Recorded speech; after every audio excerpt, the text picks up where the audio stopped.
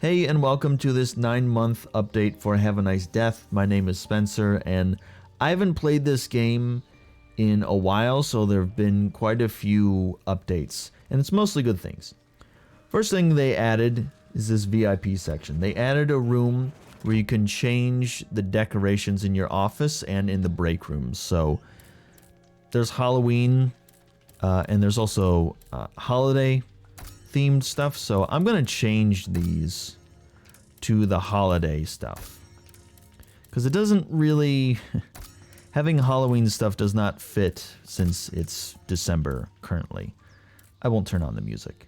And you can also upgrade the break room decorations with gold ingots that you earn while you play the game, so that's nice. Already you can see it, nice little festive decorations, so that's good.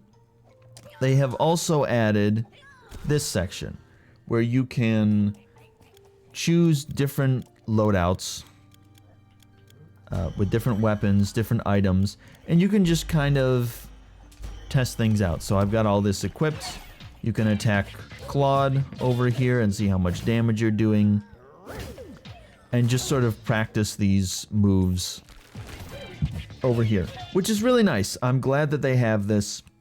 I think every game should have something like this where you can practice moves and just try things out. It's really nice. You can't go very far. You can't go beyond this little thing right here, so you can't take the weapons with you, but it's nice to be able to practice combos and that sort of thing. Or if you haven't played the game in a while, you can come back in, ease back into it. You don't have to jump right into the game. You can get a little practice in, so that's nice.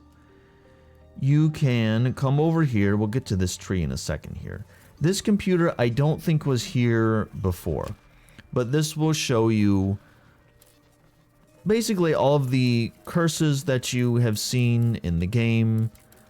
So you can kind of have a collection of things that you've unlocked or used before, or at least seen. A lot of this stuff I have not used, so that's nice. You have this Tree of Life, which is new. This was just added a few days ago. As you play through the game, just by playing it, you'll get experience points. And as you level up here, you'll gain different advantages. So, level 1, you start the game with 1 basic anima, that's 1 heal. Relaxation rooms may appear. I think that's similar to a break room. I haven't been to one of those. But you can see that as you play through, you get these unlocks. One thing that's nice is the ability to unlock these levels just by playing the game. You don't have to do anything special. So just as you play it, you can unlock this stuff, which is really nice. And oh, the thing I wanted to talk about was these sorts of abilities here. Level 12 goes straight to Grimes' office. You can get to the point where you can travel straight to the boss, and you can skip all the levels in between, which is nice because if that's a boss that you're not familiar with, you can go straight to it and then learn that boss's moves, kind of practice. You're not going to have any abilities or anything like that. You're just going to have the scythe. But at least you can get used to what that boss does. So that's a really nice feature to have. I like that a lot. And before you go out, this is also new. You used to just get on the elevator and go. Now you have to talk to Jocelyn. And you actually don't have to take one of these contracts if you don't want to. I could just hit Y right now, sign agreement, and go. But you can choose a contract instead, which will give you some sort of bonus. Now, I have to be honest, I don't know what these bonuses are. I'm getting, for take it or leave it, 1 of something. And for this good deal, I'd have to take 10 damage, and I get something now. I can guess at what these mean. I think this might be souls on the first one, although the symbols, I've gotten a contract that gives me souls immediately, and the symbol didn't look like this. So I don't know what that is. And the second one, there's like a sword and a little shield. I don't know if that's a damage increase or a defense increase or something like that.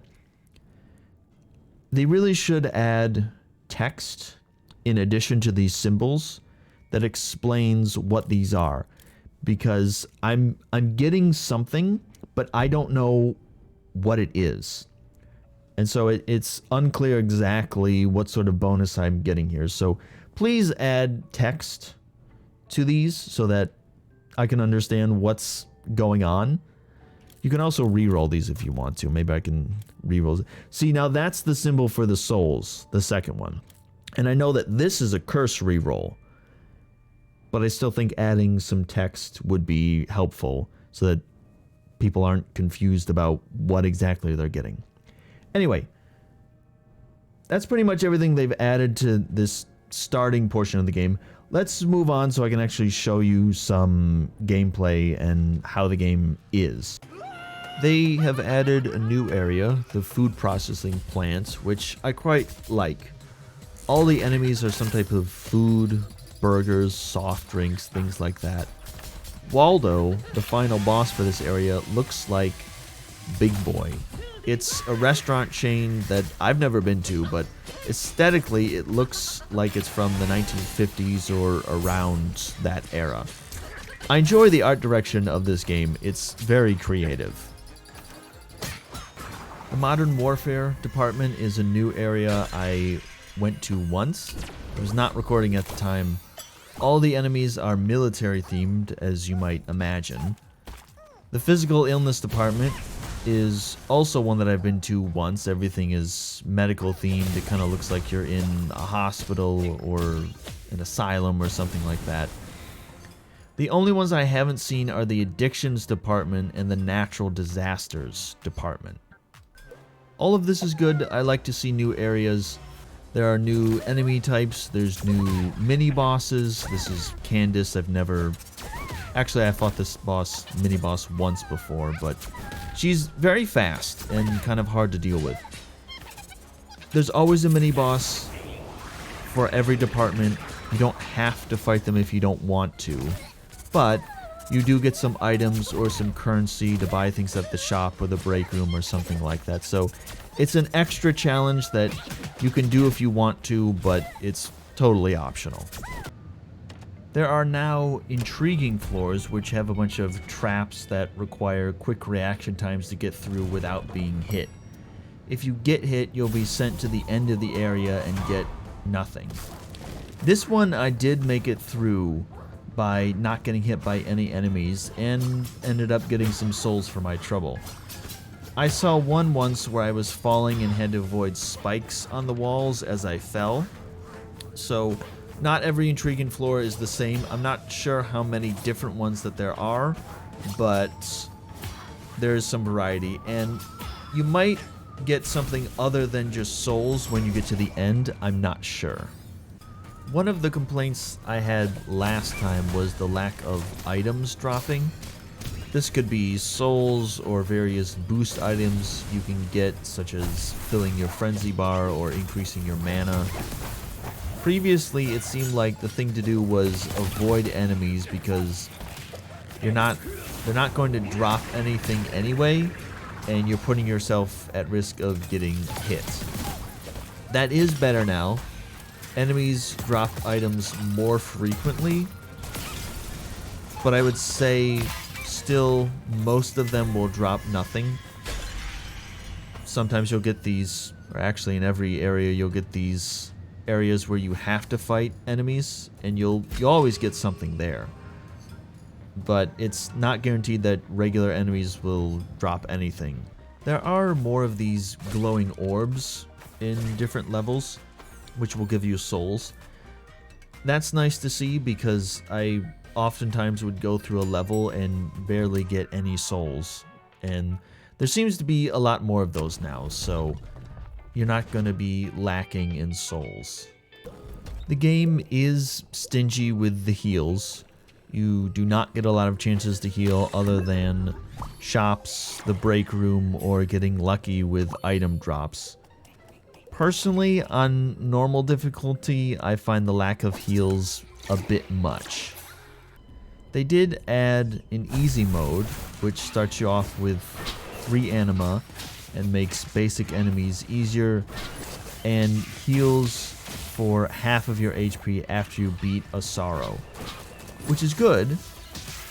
However, I do feel that on normal difficulty, giving players 1 heal after beating a sorrow is more than fair.